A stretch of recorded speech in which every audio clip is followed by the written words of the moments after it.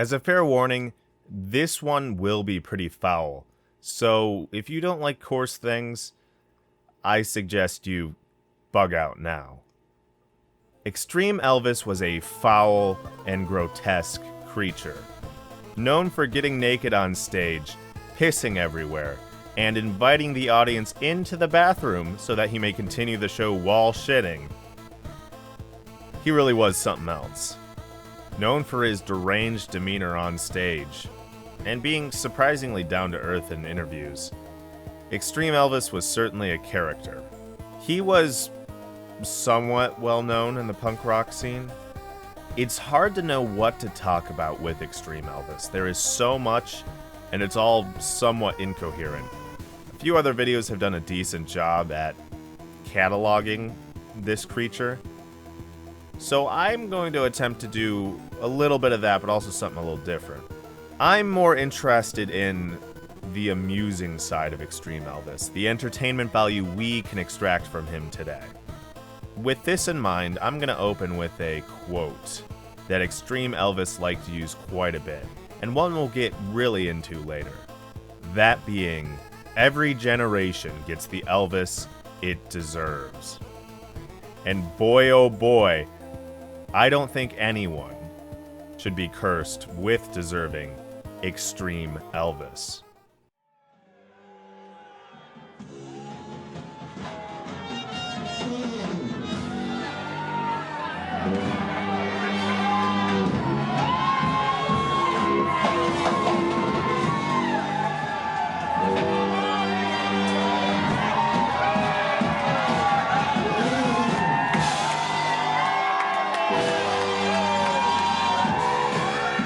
eXtreme Elvis emerged into the punk rock scene somewhere in the 90s, and then went into hibernation permanently, more or less, around 2004. And with that, he has generated a wealth of videos, songs, and his website. eXtreme Elvis content is like drudging through a field of shit, looking for small gems. It's kind of like Rule 34. Although the gem in this case is just more eXtreme Elvis. For instance, one nice little nugget happened during an interview on the talk show Unscrewed with Margin Sargent. To start with Sargent, quote, "So on stage you would pee into your guitarist's mouth?" And eXtreme Elvis replied with, "Well, sure, if the show called for it." From there, eXtreme Elvis went on about his golden nectar and the golden circle that forms around him when he unleashes it. Now, I'm not sure what approach to take with this, whether to say this is freaking awesome, or whether to be repulsed by him. I really think either would be taking it in stride. The sheer absurdity of listening to that interview for the first time. I paused for a moment when he said that, and I've tried to imagine since what situation on stage would call for such a thing. Then it occurred to me, eXtreme Elvis is the situation. You ain't not running on, no, crying all the time. Ain't no running on, no, crying all the time.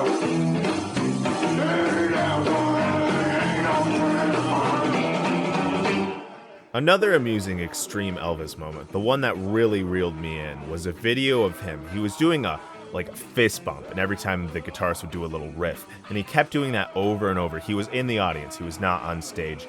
And on the final one, he just decked an audience member, and then after pausing for a moment, he scrambles up on stage to reveal that he's only wearing his coat, otherwise he is completely naked. And here's the thing too, this is on YouTube.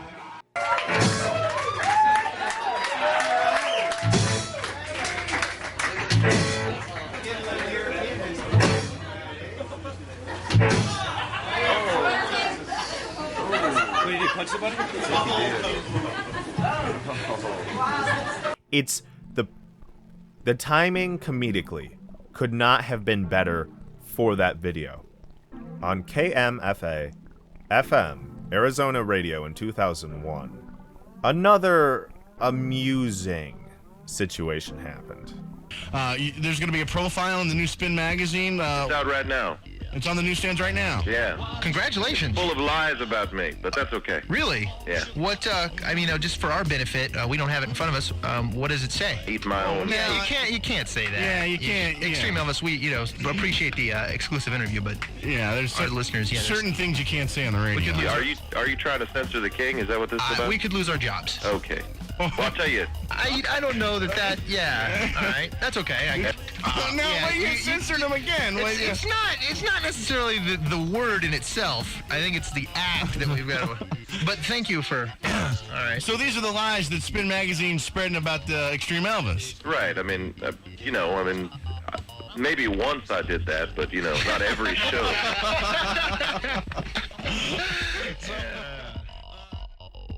Fantastic. This one I know how to feel about, and that's metal as fuck, bro.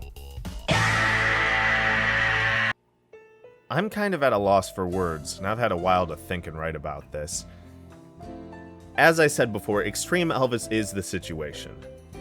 And because of that, he finds himself in a lot of scenarios, whether he's on stage or just crashing a venue, as he tended to do.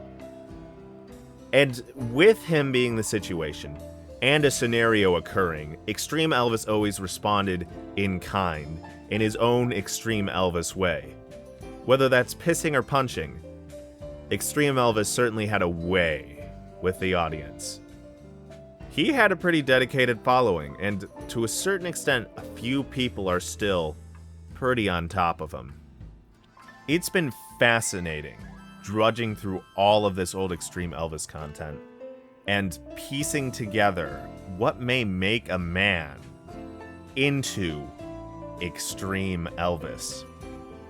And there are two accounts he gives. They can kind of be strung together, and from what I've seen, people generally do string the two together, but also I think there's some mild inconsistencies with the two stories. So, on the Unscrewed interview, Extreme Elvis says that he started by being a professional Elvis impersonator for corporate events and parties. And one day, he was at a kids' party in Walnut Creek, which is apparently a very wealthy place. So he's there, in a park. He loses his keys, and some guy gives him some mushrooms. So he's there hours later, tripping balls, his car keys stuffed in his socks, and people keep coming up to him going, "Hey, you're Elvis, can I get a picture with you?" and trying to talk to him. He doesn't explicitly say anything from there, but I suppose it's presumed that Extreme Elvis was born from that moment. In fact, thinking on it and saying it out loud, that isn't really much of an answer for how a man becomes Extreme Elvis. That just seems like a story that helped it along. Now, there's also an interview on Burn My Eyes that gives a more full picture of how he went from man to Extreme Elvis.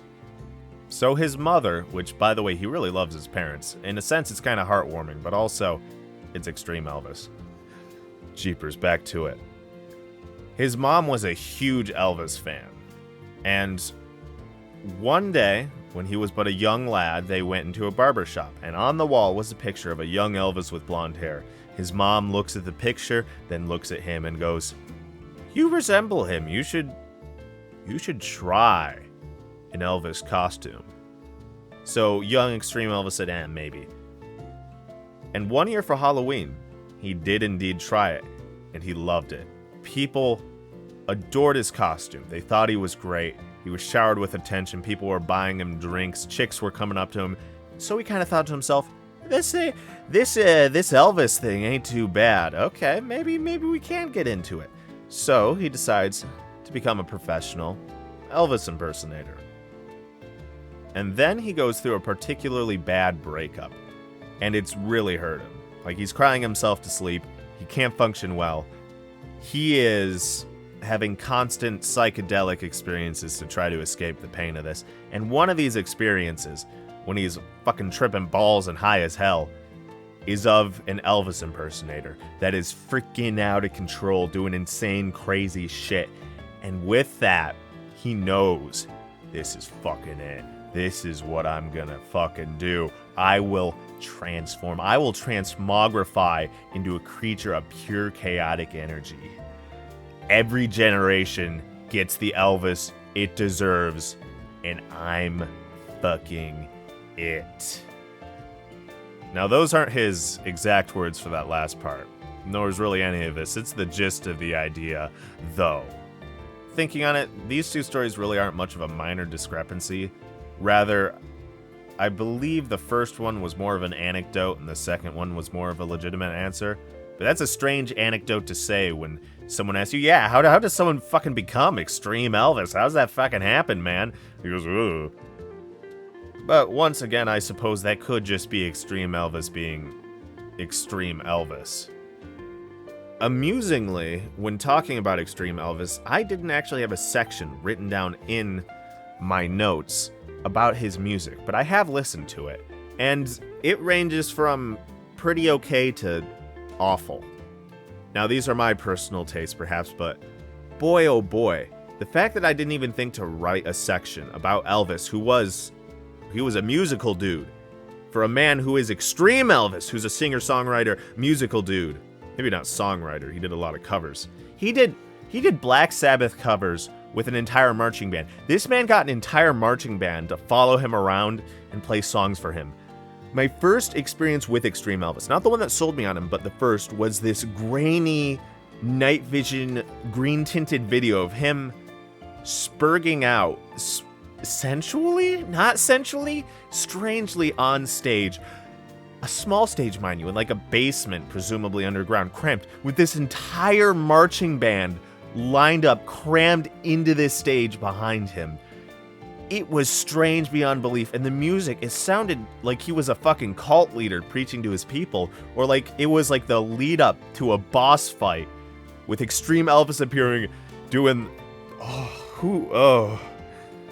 So, long story short about his freaking music, it was not the best. It's certainly not my favorite. But in any case, I feel like I'm going insane just trying to process what he's done. Don't get me started on Love Me Chicken Nuggets. Oh dear.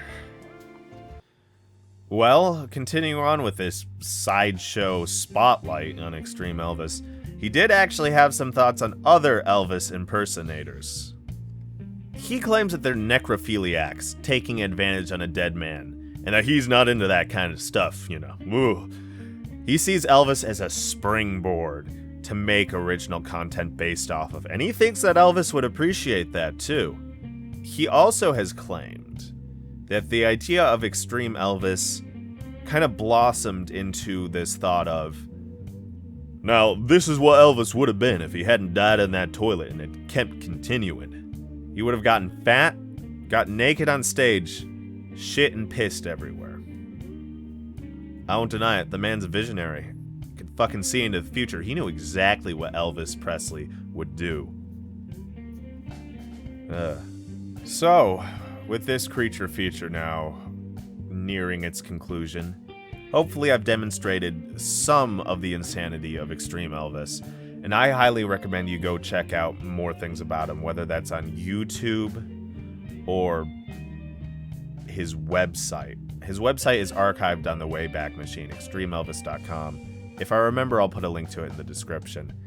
It's something else. There's this video that's something like, it's labeled something like My History or Our History, and it's a video that is Extreme Elvis singing My Way, with his head photoshopped onto pictures of Elvis growing up and then during his career with his actual family. Not Extreme Elvis's family, but Elvis's family. I'm still not sure what to think of that, but you know what? No, I know what to think of that. It's a pretty good bit. It actually did give me a little chuckle watching it. Most of Extreme Elvis did. With that too, one of the prominent things that's featured on the homepage of its website is that quote once again, "Every generation gets the Elvis it deserves." And then it links to this big old essay about torture and human suffering. It's something, I suppose. The pictures are pretty provocative, or somewhat provocative, depending on where you like to ghost around on the internet. In either case, it's labeled "Regarding the Torture of Others" in big old Comic Sans. It was certainly an early internet thing. The big thing this essay talked about was the access to media of suffering and how people can take enjoyment in that and how that's pretty sick. Specifically with pictures. And you know what? I'll agree with that. It's pretty sick. It's morbid. Although I'd like to think that if people had access to gladiatorial arenas like on Twitch, where people were literally killing each other and animals for sport, people would still watch that in droves. It would be extremely popular. Or if there were live executions, people would flock to that.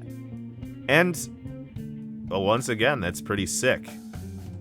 Where am I going with this? Oh yeah.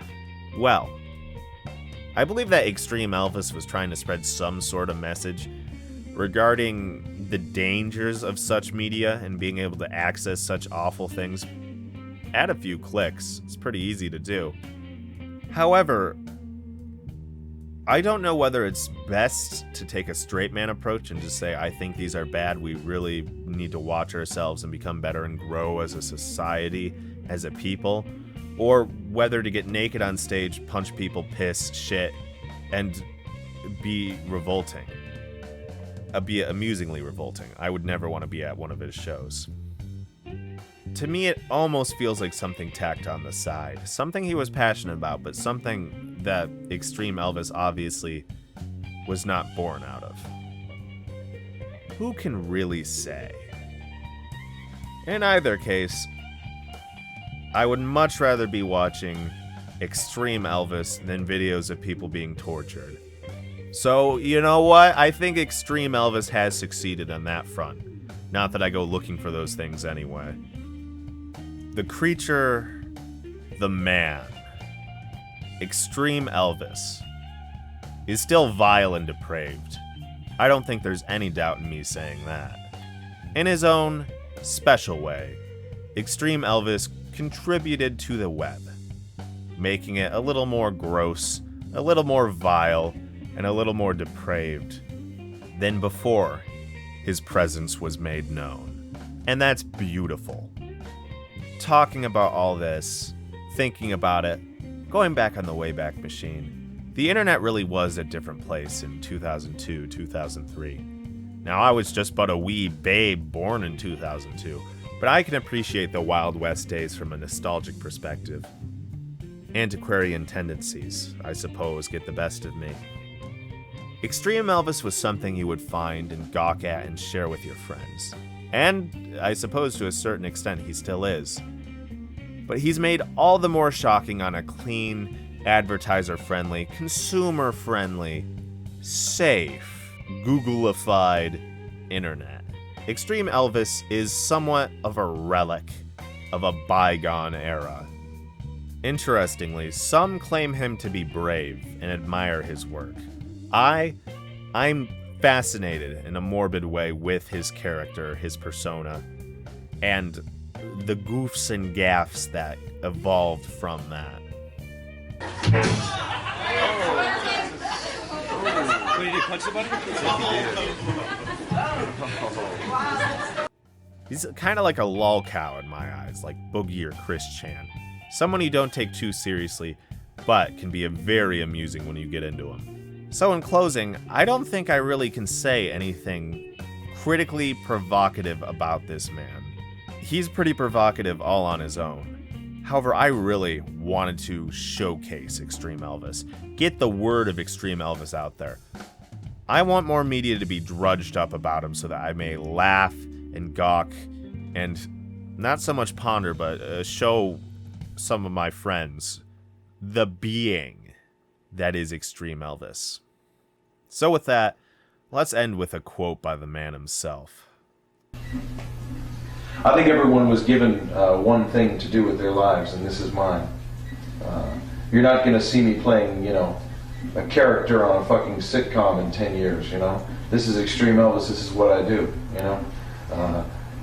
Now, if you see anybody that looks like me who's doing, substandard vaudeville, on some godforsaken television show or some fucking stage in San Francisco, you can safely shoot that person. It ain't me.